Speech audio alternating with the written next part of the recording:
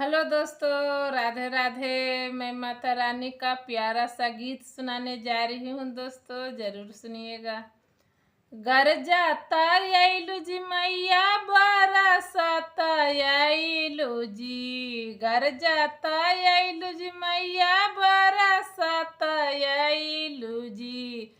चली भेला मलहोरिया दुकान ए मैया, चली भेला मलहोरिया दुकान ए मैया।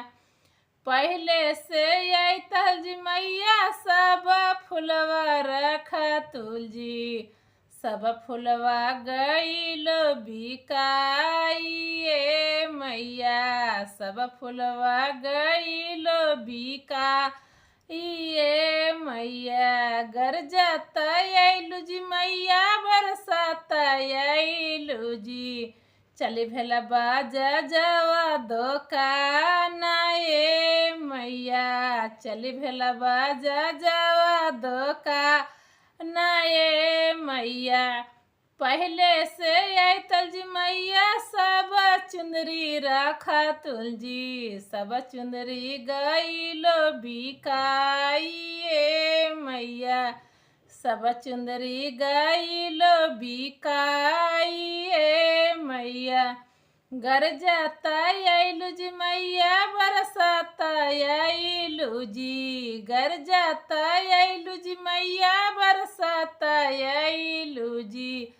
चली भेला सोनारवा दुकान ए मैया, चली भेला सोनारवा दुकान ए मैया।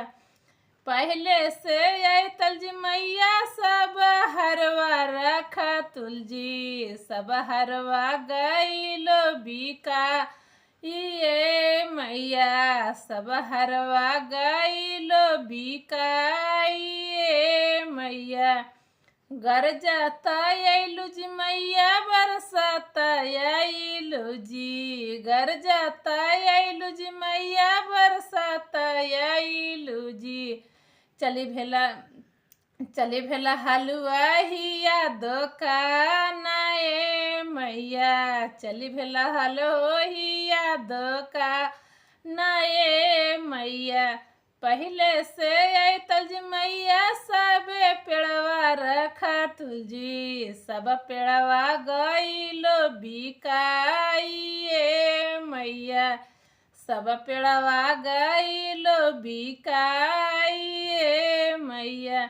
घर जाता आइलू जी मैया बरसाता आइलू जी, घर जाता आइलू जी मैया बरसाता आइलू जी।